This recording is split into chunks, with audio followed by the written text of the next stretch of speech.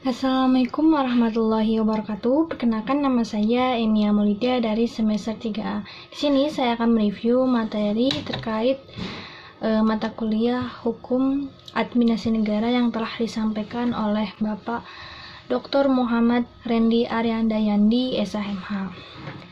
Di pertemuan keempat ini kami sudah membahas mengenai instrumen pemerintahan, di mana dari pengertiannya instrumen pemerintahan adalah alat-alat atau sarana-sarana yang digunakan oleh pemerintah atau administrasi negara dalam melaksanakan tugas-tugasnya. Nah, dalam tugas-tugas pemerintahan atau administrasi negara melakukan berbagai tindakan hukum dan menggunakan instrumen. Di antaranya ada instrumen prasarana meliputi alat tulis, menulis, sarana transportasi, komunikasi, maupun gedung-gedung perkantoran. Selanjutnya, yang kedua ada instrumen yuridis, yaitu seperti peraturan perundang-undangan, keputusan-keputusan, peraturan kebijaksanaan, perizinan, dan lain sebagainya.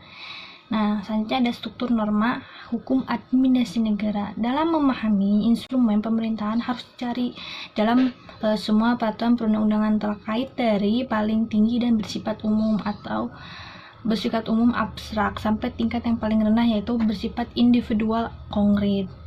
Dalam suasana tata usaha negara, kita menghadapi bertingkat-tingkatnya norma-norma hukum yang harus diperhatikan.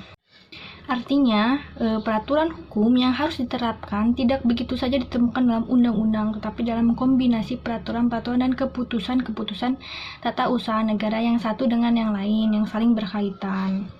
Nah, pertama, keseluruhan norma hukum tata usaha negara dan masyarakat itu memiliki struktur bertingkat dari sampai umum yang terkandung dalam TAP MPR, undang-undang, sampai kepada norma yang paling individual dan konkret.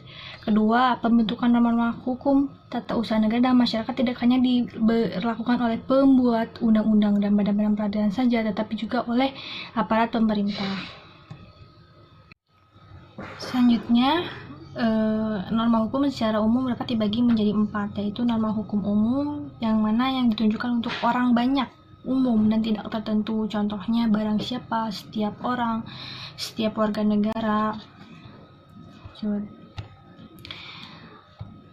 Selanjutnya, norma hukum individual, di mana norma hukum ditunjukkan atau dialamatkan pada seseorang, contohnya Saifei bin Udin yang bertempat tinggal di Jalan Siti Jenar nomor 10 Jakarta.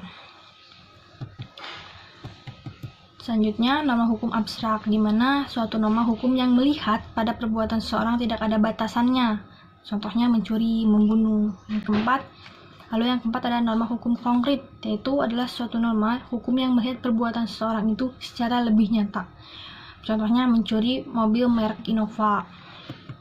Selanjutnya, ada 4 macam sifat norma hukum.